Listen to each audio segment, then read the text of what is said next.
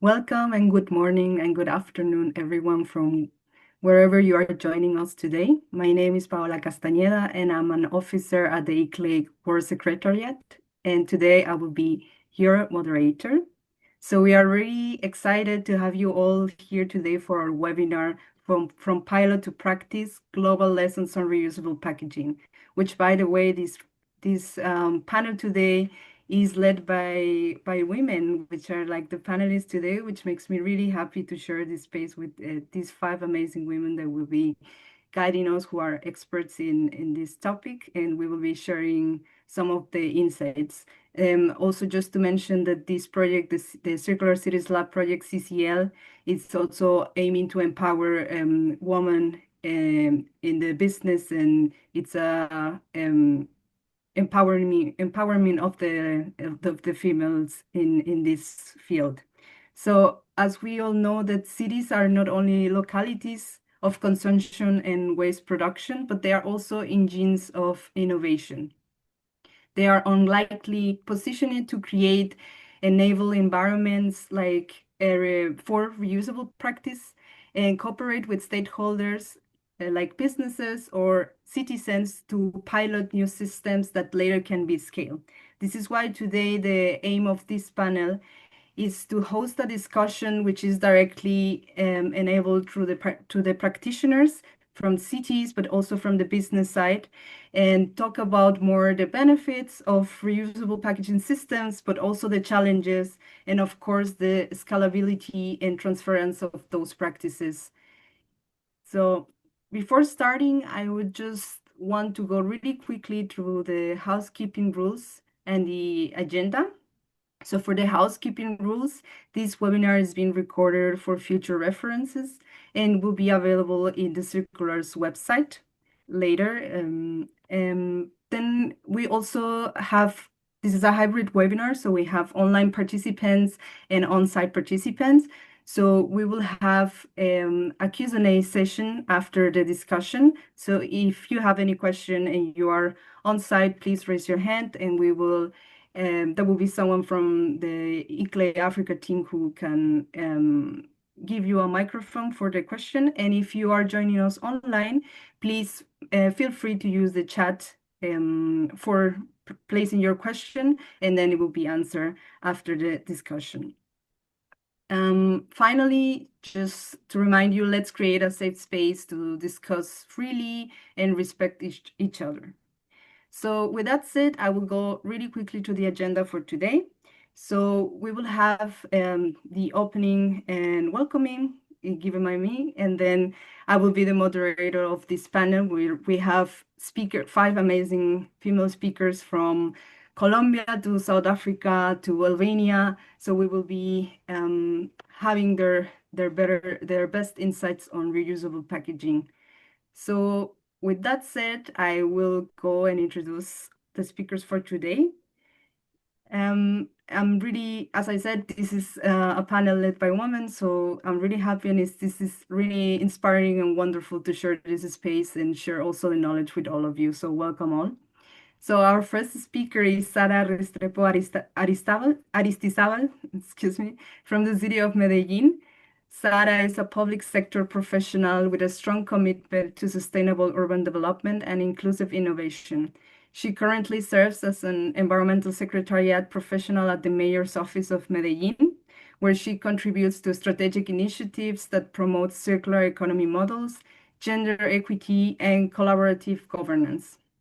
Her work bridges public policy, community engagement, and innovation, helping Medellin become a more resilient and inclusive city. So Sara, welcome. Thanks for joining us today. Next, sorry. Yeah. So next we have Slu Nunkuve from the Etiquini municipality. She's there on site, so she can wave a little bit for all of you. Slu is a dynamic and visionary project manager. She's currently serving in the economic department unit at Etiquini municipality, where her primary focus is on green economy. Her work is centered on the Durban Green Corridors Initiative, an innovative program that integrates environmental sustainability, green spaces, and local ecotourism to promote inclusive economic development and community well-being. So Slo, really nice to see you, really nice to have you here. Welcome. Next, the next speaker is Ana Villegas. She's the CEO of Ciclo. She's the co-founder and CEO of Ciclo, a pioneer company transforming the food and beverage industry through intelligent ecosystems and returnable packaging.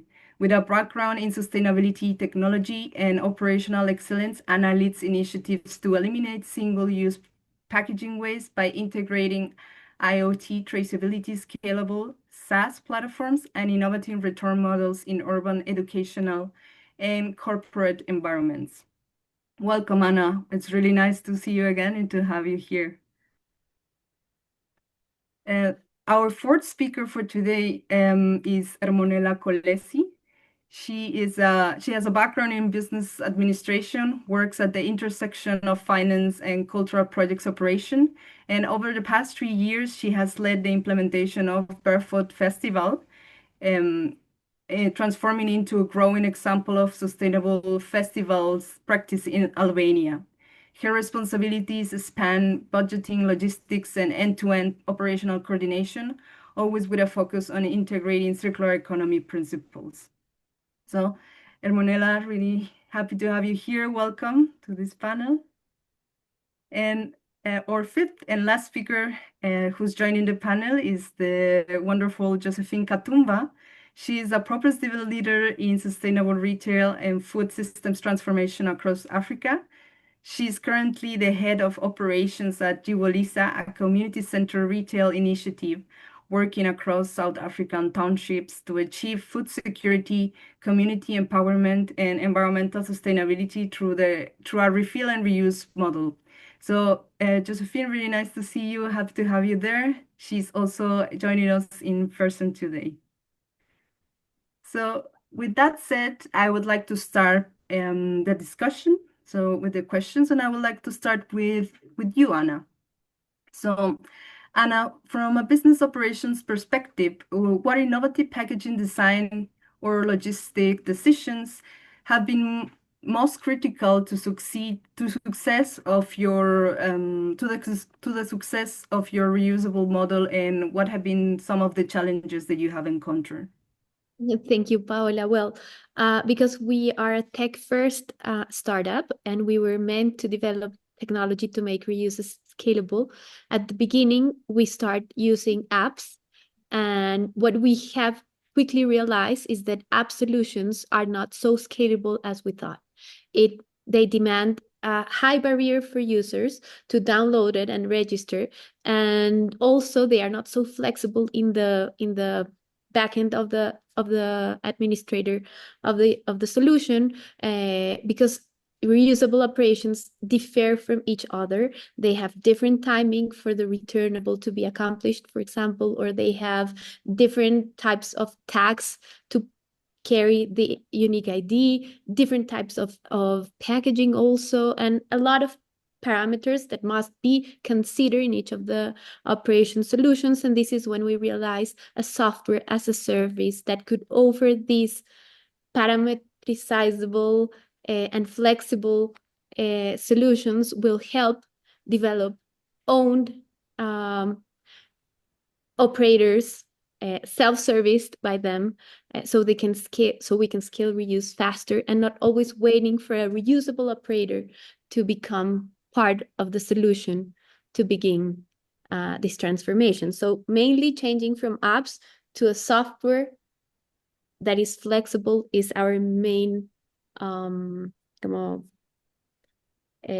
knowledge up to here, and is what we are right now living in Medellin with our new operators here.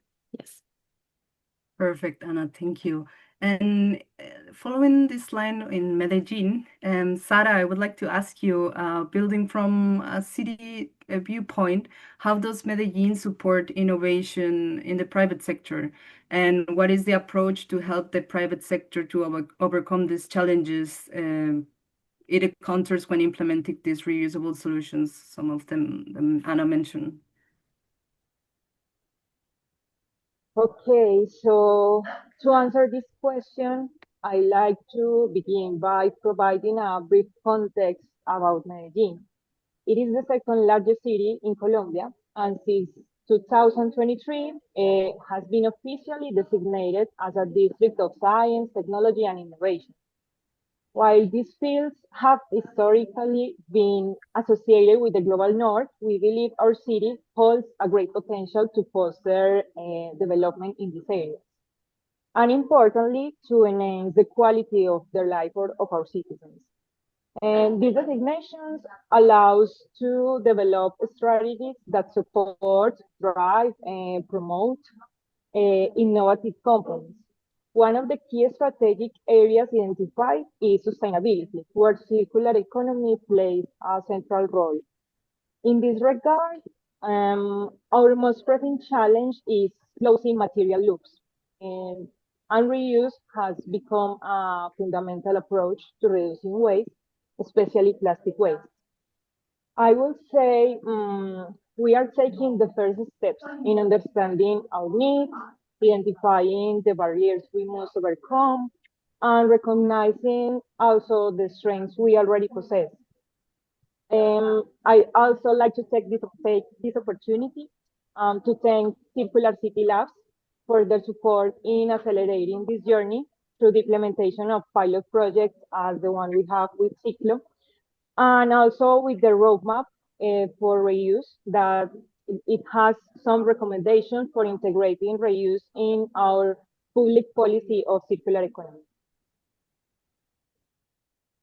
Perfect, Sarah. Thank you so much for putting and giving us this context also from the city of Medellin to understand more what are the actions that you are taking. So going from Medellin to South Africa, then I will ask Slu, turning to eThekwini municipality, which is a different context to Medellin, but maybe with some similarities. Does eThekwini municipality encounter some similar challenges, or what does your city support to the private sector for implementing reuse packaging solutions look like? Good afternoon, everyone. I'm just going to get some notes from the presentation that I presented. But in response to what you are asking, Paula, regarding innovative packaging, where I'm working in a space between green space and ecotourism with the Green Corridors, which is an NPC. And there is a project in Kwazi Isu that we've worked closely with the Green Corridors. And in Kwazi Isu, it just means fish eagle strategy.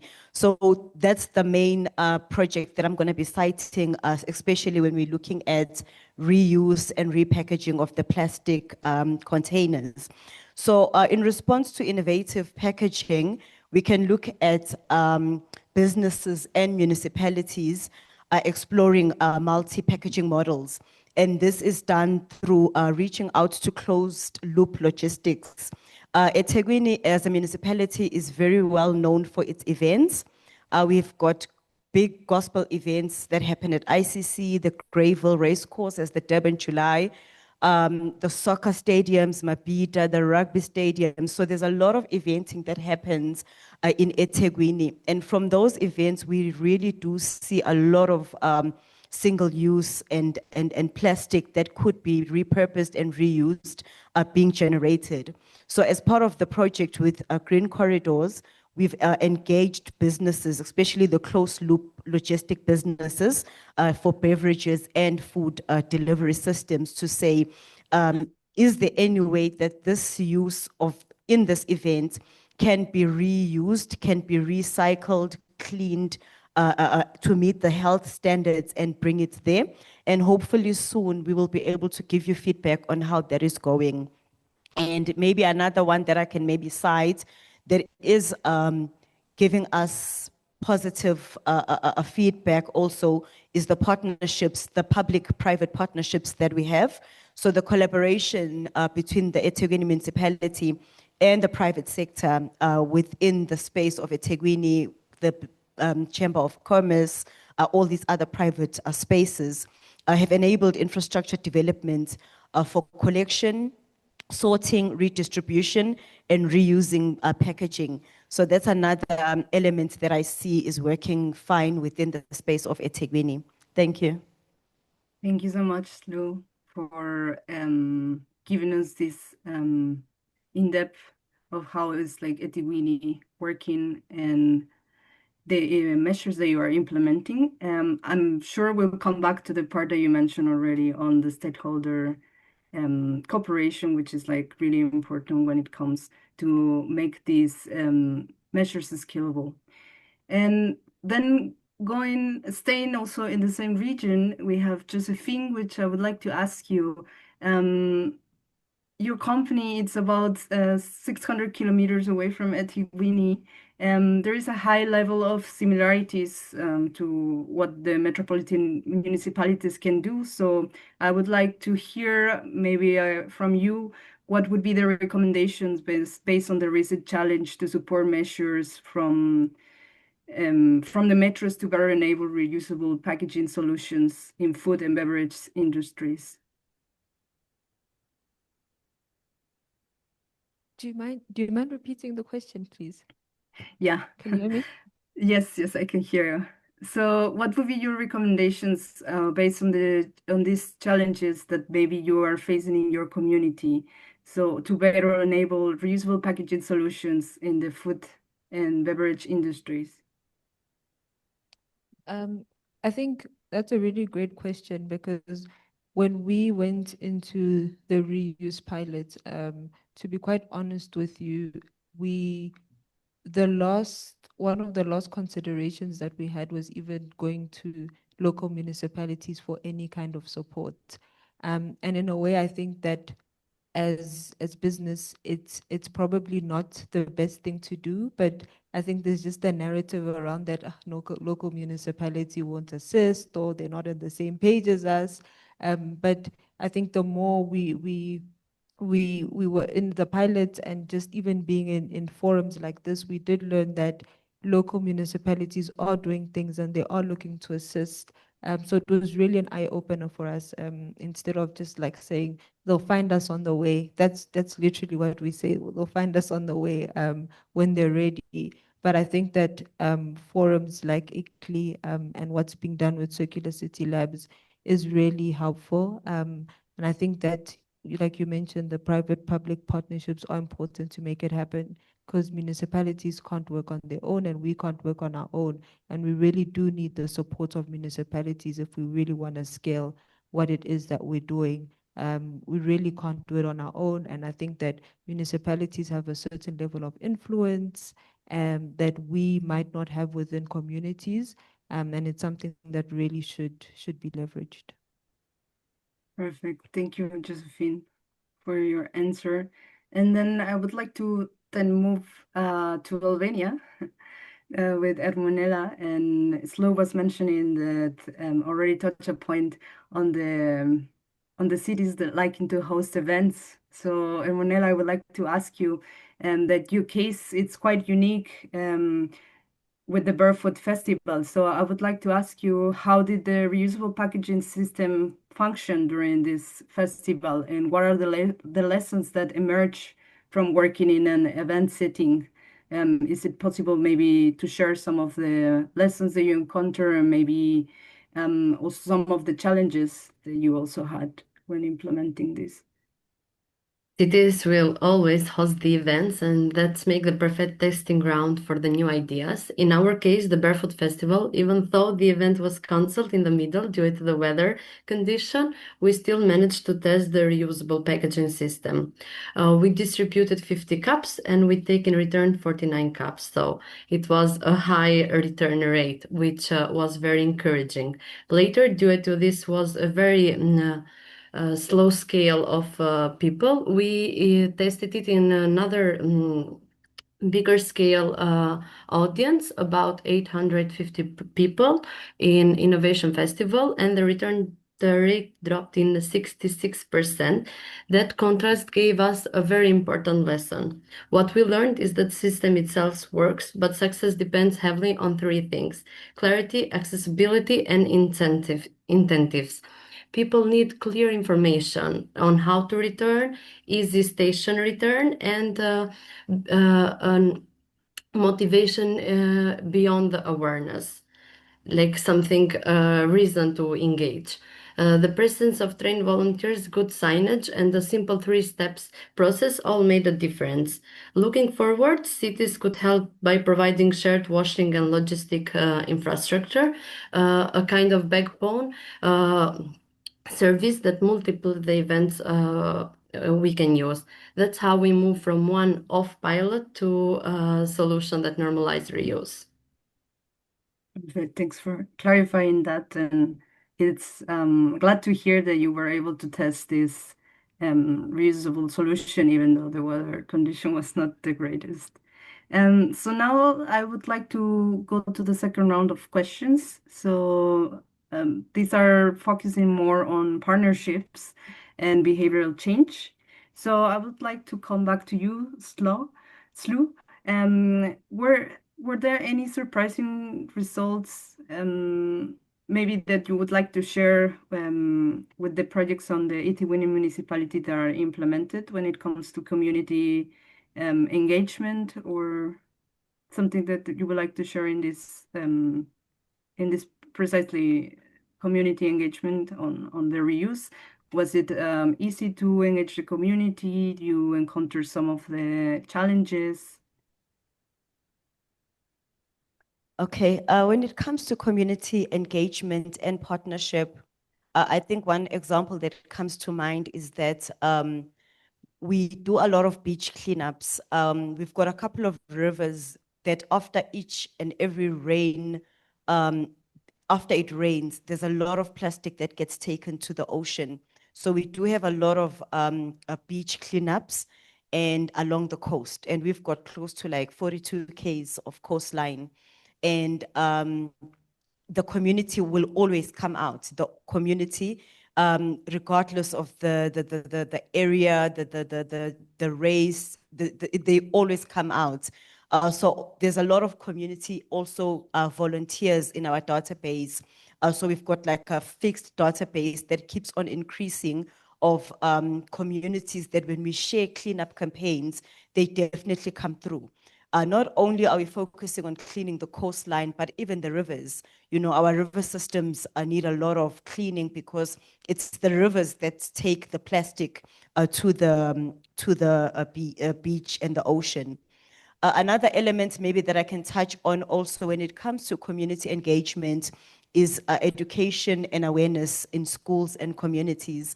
And my colleagues' department, they do a lot of educational work, which they've got educational officers. So with education and community and school awareness, we do find that there's a lot of participation.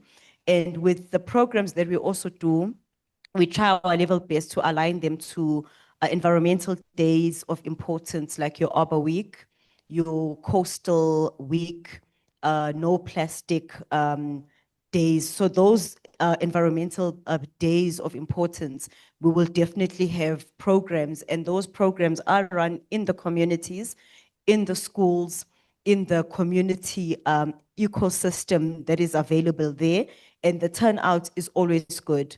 And I must state also that when we do these cleanups and beach cleanups, there's a lot of plastic that needs to be sorted, because it's good and well to just collect all this plastic from the ocean. And then once it's collected, and then what happens? Then that's where the ecosystem comes in, because even the plastic itself has to be resorted. It has to be put in its labeling, if it's recyclable, if it's there's anything that can be done in that element. So the community really does come through, and I think they've been, there's still more work to do on community awareness, but the work has been done, and we can see the fruits as we speak now. Thank you. Thank you, Slo. It's really interesting to know, and thank you for taking us to these community initiatives that Itiwini municipality is taking action. So now I would like to go back to Anna and then stay on the partnerships side. And so I want to know, how has working with local governments shaped or influenced your business model at Ciclo? Yeah, go ahead. Well, it's been both exciting and also challenging. They have a really nice power to make this systemic change a priority and a reality, although there's many things to be done to make this happen. And in the case of Medellin, they are really enthusiastic about it and working on it, as Sara is telling us. With our experience with this specific project, has been with the public university, Universidad de Antioquia, and also with the main municipality building to help them change these coffee cups for reusables. With the university, the experience has been, I believe, very nice. So they've received the solution very proudly. They've been communicating this to their students and people who works at the university. We are having challenges in accomplishing nice adoption rates. With the return rate, we are going super good, more than 99% of return rate. We are in a social condition where we have people who has very nice earnings and people who probably are struggling a lot with their earnings. We have all the diversity of the population of Latin America inside this university, and accomplishing a 99% is great. We are not taking as warranty a payment method, just using the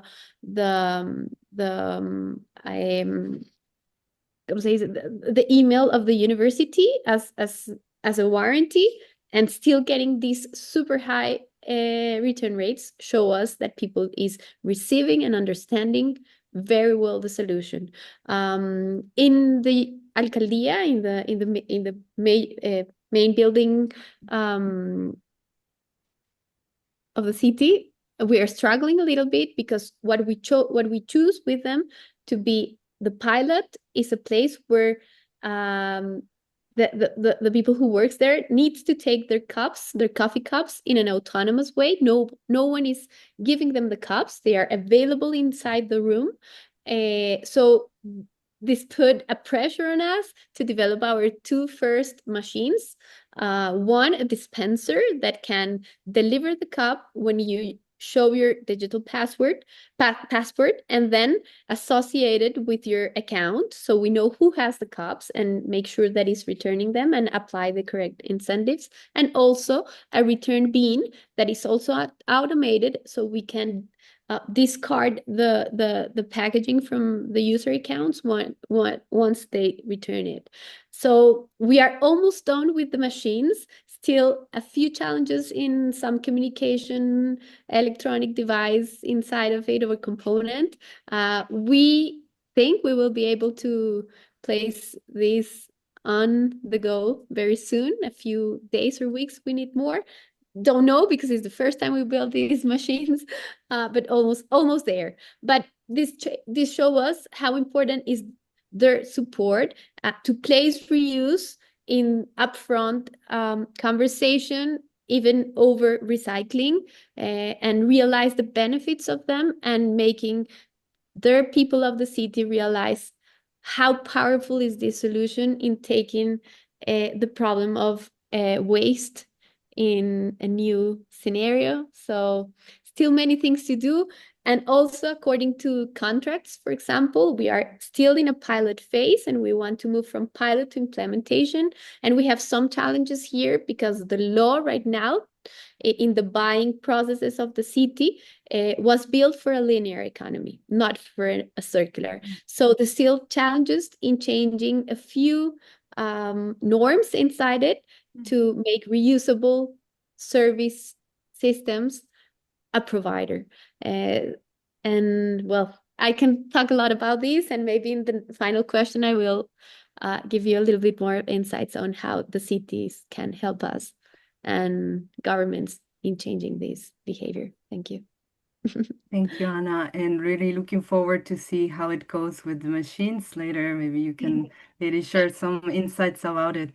So, staying in Medellin, Sara, I know that Medellin has emphasized a lot in inclusion. So maybe you can tell us more about how women-led initiatives contributed to the success of your pilot, and maybe share with us some of the platforms that you have to make. Yeah, so some of the platforms that you use to make the city more accessible for small businesses in promoting these reuse solutions.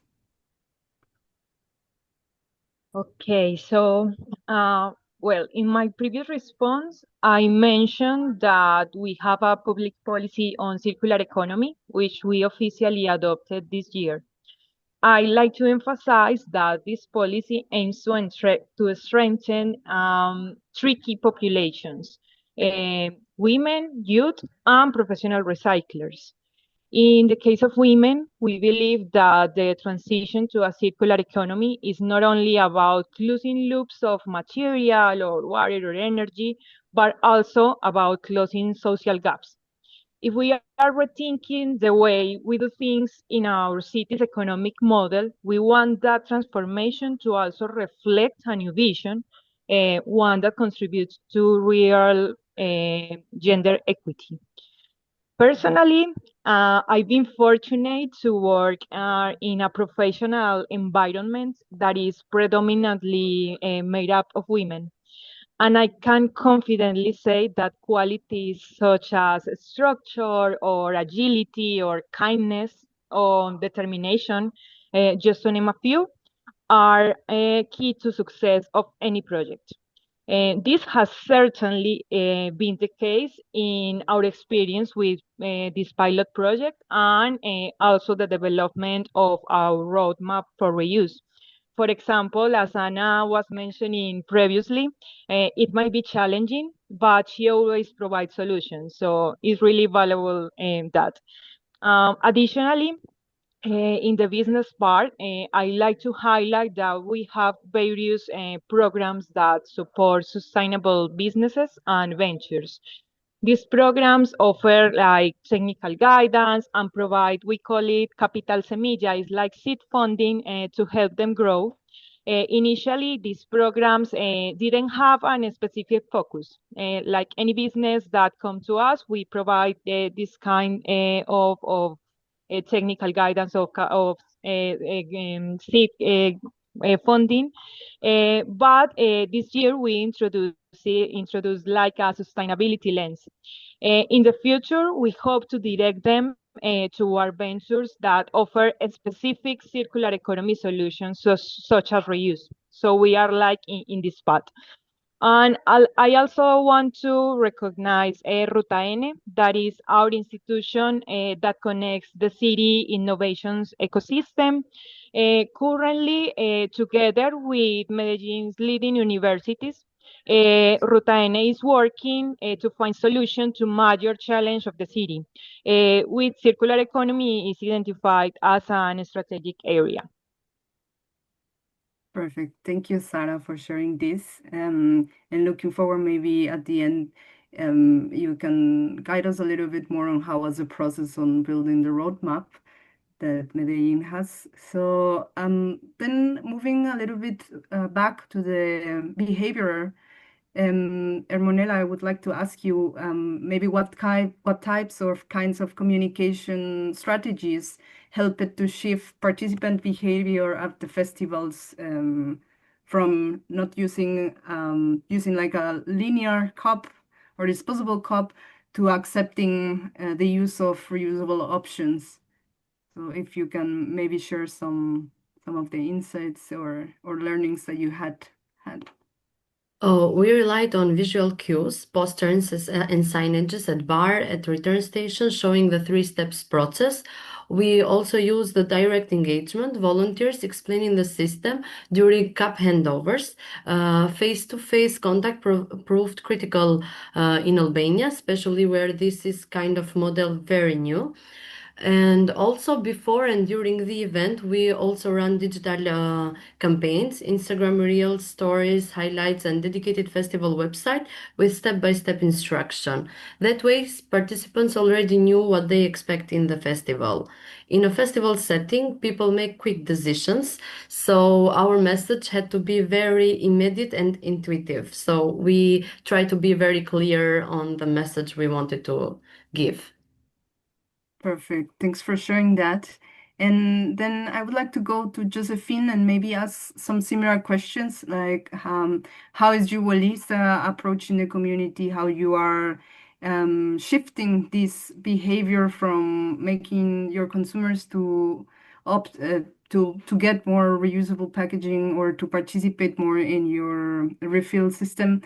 And if you can share maybe what are some of the actions that Julie has taken? Yeah, sure. The biggest thing for us was definitely having ambassadors, specifically for the reuse pilots at the stores we were piloting the initiative in.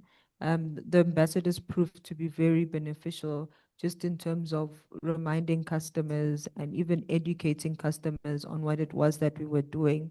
So I think that was the biggest driver, even when we did a survey with customers who participated in the reuse.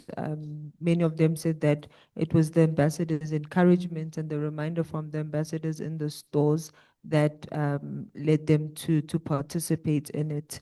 But another thing I think that was also very important was the visual reminders as well. So making it very in their face. So when they come, they see the reusable packaging, they see signage that says that they can return the reusable packaging. And that also triggers, curiosity and questions and even reminders. I think that was very important. Another thing that we tested out, but a bit later in the pilot, because also again feedback from customers, was actually WhatsApp messages. So they did give consent for us to send those reminders on WhatsApp, like, hey, this is Twalisa, you have some reuse packaging. When you come to the store, just remember to return the packaging so you can get cash off your next purchase. So it was several things that we had to do and that we tested out to see to kind of trigger the returns from the customers. Some stuck better than others, but it was definitely a lot of learnings from our side. Perfect. Thank you, Josephine, for sharing this. And then I would like to move to the final round of questions before opening the floor for the audience. And this will be focusing on the scalability or the future. And I would like to go back to Sara from Medellin. You already mentioned that Medellin is working on the roadmap. So maybe you can share a little bit more with us about this roadmap and how you are planning to maybe, yeah, institutionalize the reusable systems. Okay, so we are currently working on two major challenges to make reuse a reality. The first one focuses on how to incorporate this topic into our public procurement processes. We believe that leading by example starts at home, and as a public institution, we can influence the creation of demand for this type of services, acting as a catalyst that will also impact other sectors. The second challenge is about to foster coordinated collaboration across different sectors like public, private, academia, and civil society, such as we have been talking about today. It's about figuring out how each sector can bring its strengths to meet the needs of the others. For example, in this case, we're exploring the idea of stepping out of our administrative center and approaching nearby restaurants to present the pilot project we're working on, and to explore how could we collaborate around the food deliveries that our staff order daily.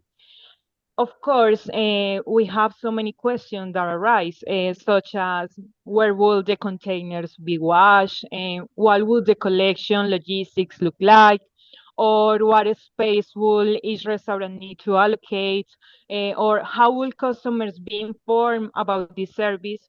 And these are just a few questions that we need to start asking to understand what each stakeholder will do in their respective role. I believe we're on the right path, and this will be the next steps to make it happen. And as you mentioned before, I like to highlight the reuse roadmap led by ICLEI because it has been helping us a lot in figuring out what are the most important topics we need, like to approach first. This roadmap had like a specific activities to do in topics such as packaging and product design, distribution and recovery logistics scheme, communication and collaboration approach, cost, incentives and economic aspects, and also governance and control systems. So it's like very every step is covered. So do we go? What we need to do? The roadmap is already like, hey, you should do this, you should do that. So it has been really helpful for us. Thank you, Zara, for sharing this about the roadmap. So I'm looking forward to then see how Medellin is implementing this and followed by this roadmap. So in the same line, then I would like to ask Slu about what lessons from Etiquini municipality would you like to share with other municipalities in South Africa? So, for example, that they can scale or they can transfer what you have been applying already in your municipality. Okay, I think what I could share would be that the integrated public partnership is very critical for the success of projects. The collaboration between government, industry, civil society, and private partners, you know, like Plastic SA, PEDCO, Alliance to End Plastic, those relationships have actually given more fuel to the project. So the integrated partnership between public and private sector, I feel like it's very fundamental, and that we don't work in silos, because also within the municipality, we've got different departments, but you'll find that certain roles overlap. So the resources being pulled from different departments within this integrated public-private partnership really does assist. Another element or another point that I could touch on would be having a more customer or community-centric approach. When it's more for the community, by the community, it's more embraced compared to us as the government or the municipality forcing it or projecting it to the communities. But then that also goes deeper to say, let's educate them, the communities, more in that they understand even the benefits of them owning this project. And even infrastructure investment. We have to invest in infrastructure within the communities so that even the processes go faster.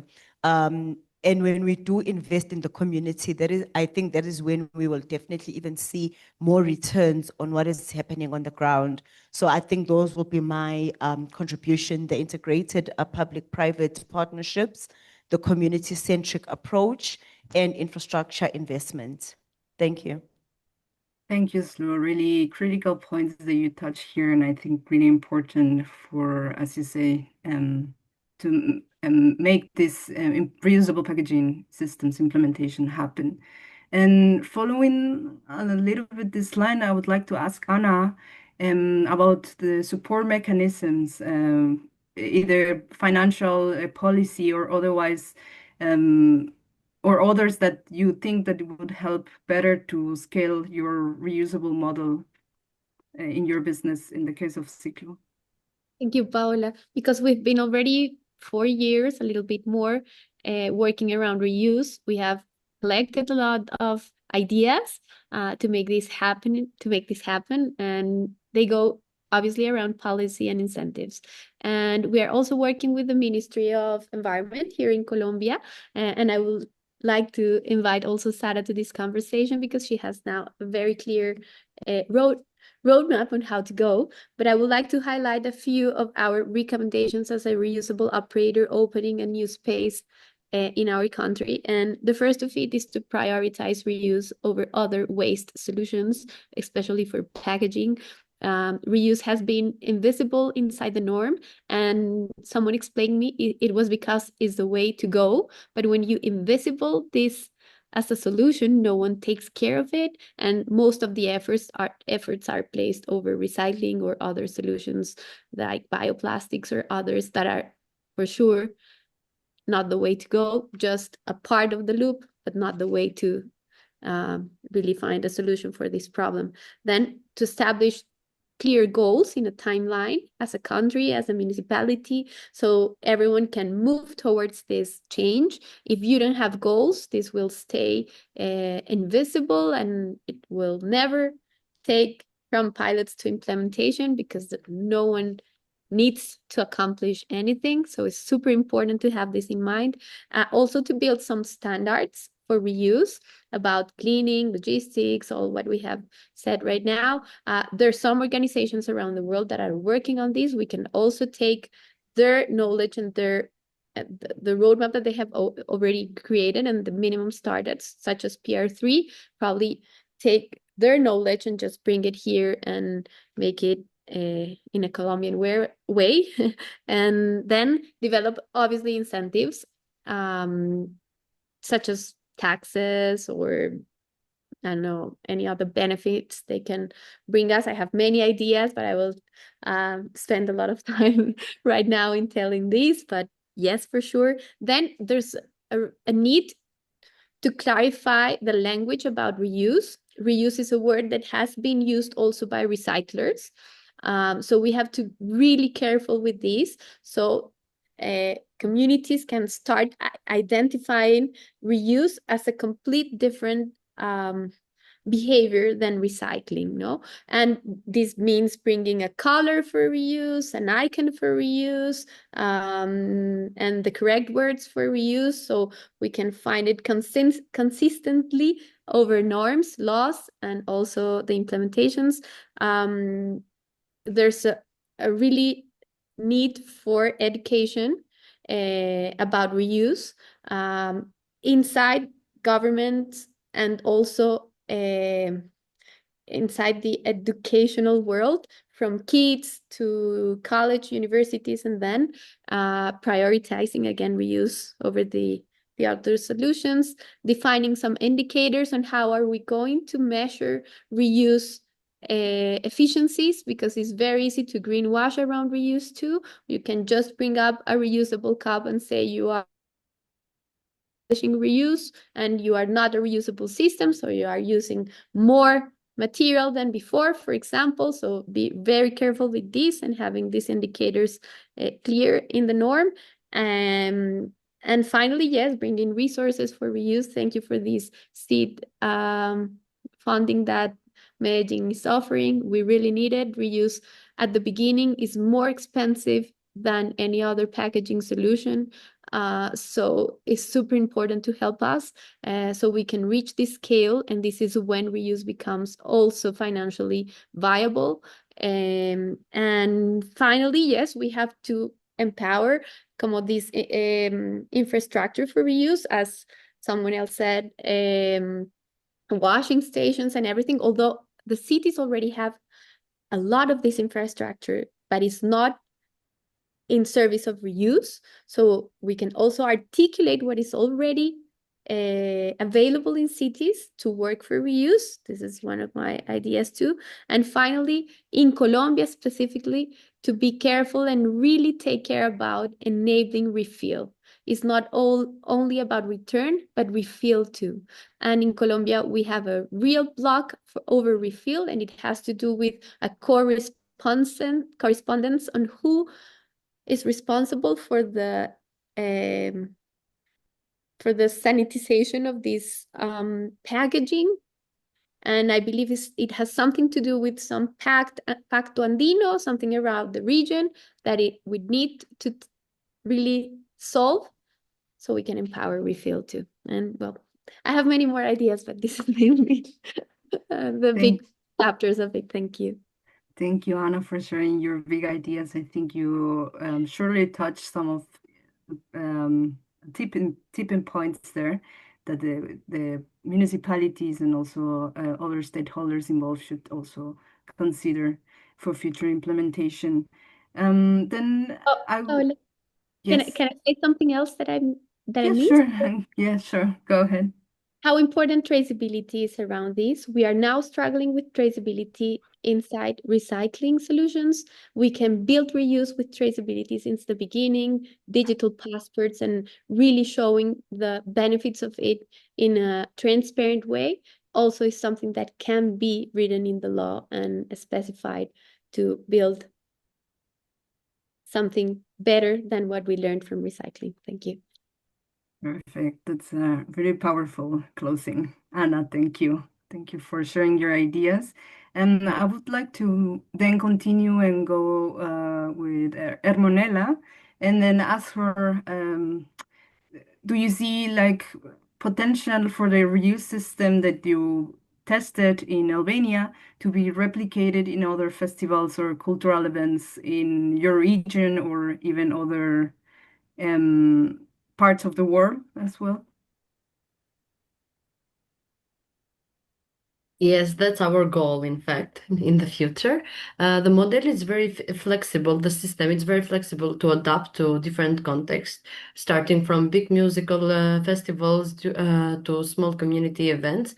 What it's needed, it's collaboration and a whole system for the washing part. Since the reuse, we have to wash and have the magazine and everything for the moment. That's the part that we lack of, and to have collaboration with different event producers and municipality for going not only in Tirana, but firstly in Albania, in the whole cities of Albania, and later, why not in the region?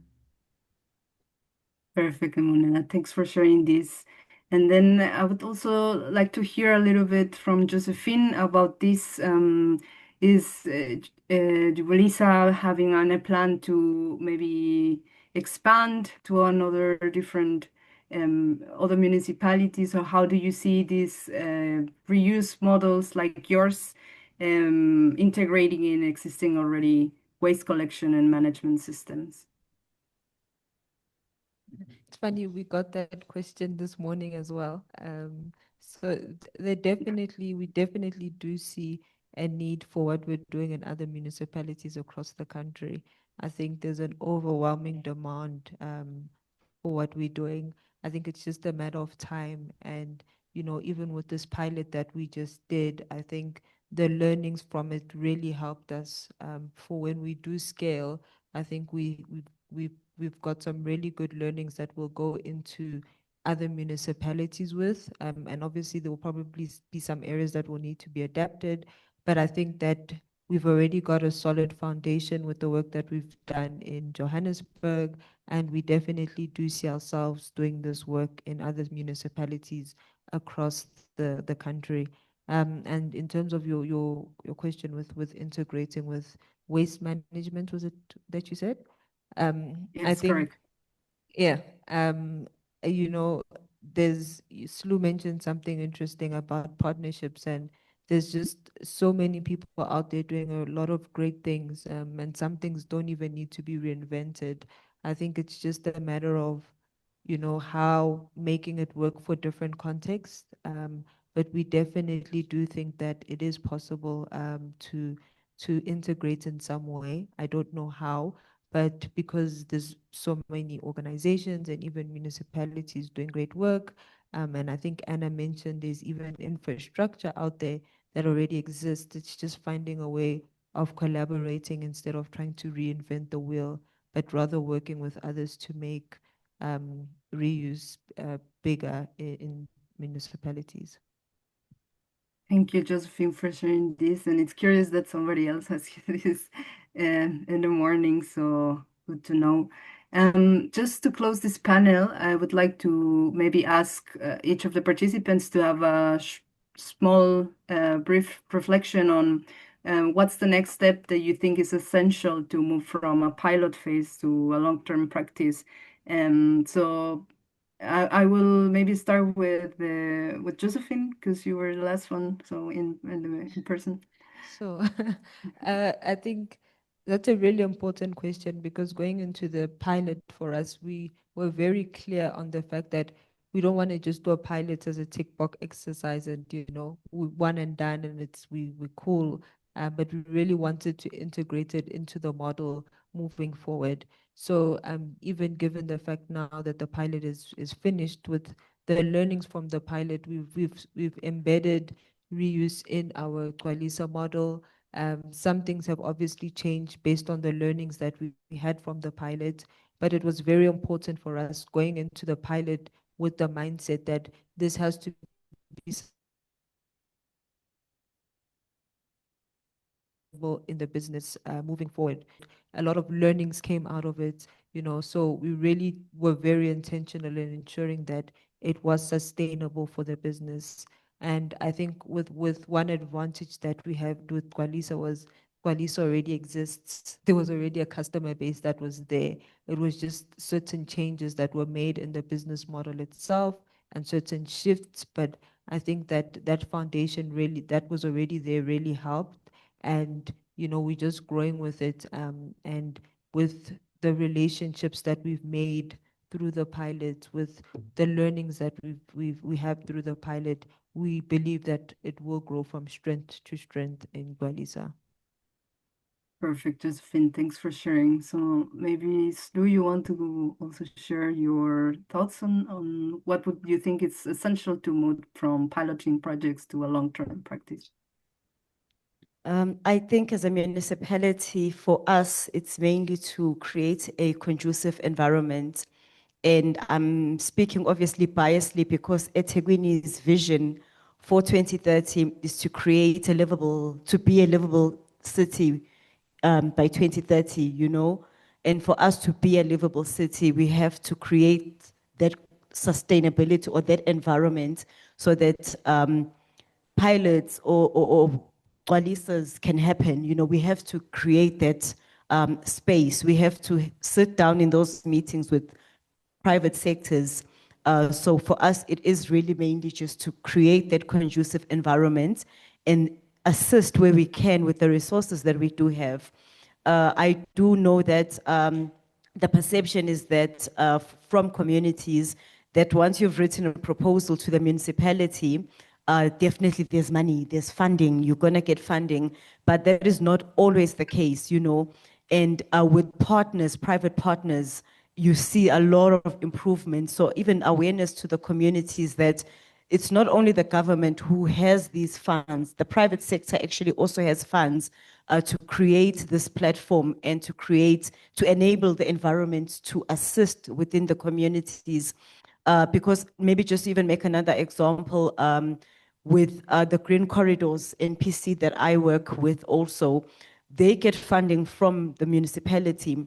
But not only that, they also work with private companies like your Kimberly-Clark to tackle other waste issues that we find in the location, like nappy disposable.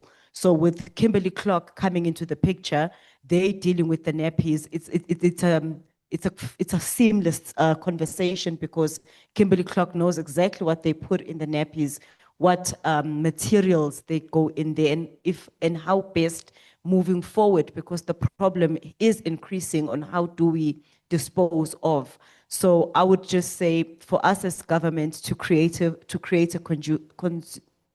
yes. It's the end of the day.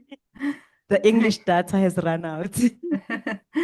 No worries. Thank you, Slo, for sharing your last thoughts on that. Then I would like to maybe go to Monela to maybe you can share with us what do you think is essential to move from a pilot to a long-term Due practice. to pilot festivals that we already had, the challenges were greater, but they gave us insights into what need to adjust, especially if we go around incentive and signages. So the next step is maybe looking into those and raising awareness with reuse system in the into the communities. And if the municipality and the communities can build a common washing and return system, reuse can move from being a pilot to becoming a lasting cultural normal. Perfect. Thanks for sharing your reflection on this. I do agree. So I would like to maybe go with Anna or Sarah, and so you can also share with us what do you think that's essential to move from a pilot to a long-term practice. Maybe I don't know, Anna, do you want to Okay. jump in? Yes. In our case, what we need to do right now, because we have the tool of the software as a service already in an operation stage, is to tell to the world that it is available for them to also license the technology and bring up with traceability around their systems, because I know how useful this is. Not all reusable systems need the traceability, but many of them do. And what is happening right now is that everyone is building their own software, which demands a lot of money and also timing to get just a beta done. So now we have a tool that you can license and start your reusable operation in a few days and not months or years. So yes, our como super, ¿cómo se dice? Como, yeah, we want to just bring this and tell aloud that we are available for the world, this is it, yes. So others can move up faster than we did before. Perfect. Thank you, Anna, for sharing your last reflection with us. And then I will go with Sara. So, Sara, what do you think this is essential to move from a pilot to a long-term practice in the case of Medellin? Okay, so what I think it is essential, I will define it in one word, and it is willpower. When we overcome the barrier of no, it can be done, or no, we've never done it this way, or it's too complicated, and shift the mindset to how can we make this happen, things become much easier to achieve. Of course, there are other like determining factors. For instance, in our case, we are a city with limited resources, and of course, with many urgent or high priority issues. Sometimes these kind of solutions are categorized as like merely important, so they don't receive sufficient funding. And funding is like even personal to do a new law or something like that. Yeah.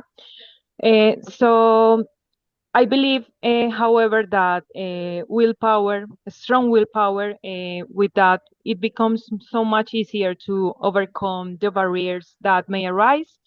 So it's important to give the message to decision makers and make reuse attractive, which I think is not hard. When you see how solid waste is currently being managed, it's no longer a problem that can be ignored. We need, like, really need new perspectives. So I think now it's easier to go to the decision makers and make, hey, we have this solution. How can we make this happen? And of course, as I said before, coordinated collaboration across different sectors is key. We can't pretend to do everything on our own as a municipality, or that businesses do everything for us. It's no longer that. We really need collaboration to make this happen and to be in long-term practices. Perfect, Sarah. Thanks for giving us your last reflection on this. With that, I would like to thank all of our speakers today. And then before closing this, I would like to open the floor for questions from the audience.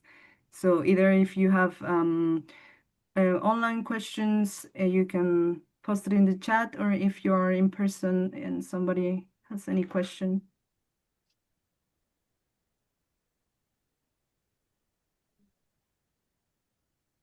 Do we have some questions on site, Kiara? No questions yet. Maybe go to the online questions if there are any. Yeah, Anna has a comment, so go ahead, Anna, please. I have a question, and maybe is have any other reusable solutions that are present today in this meeting? Have you ever experienced the need for a digital solution to take care about your reusables, make a return rate higher, apply incentives, or are you behaving okay with analog solutions? Just as a market researcher right now that I have you by our side. Thank you. Josephine?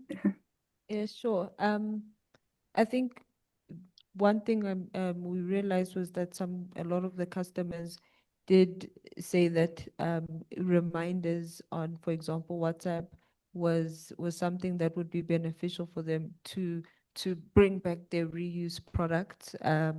I think it wasn't something that we thought would be a big thing in the beginning, was the actual digital component of it. So having the ambassadors there, we thought was the only thing that would work.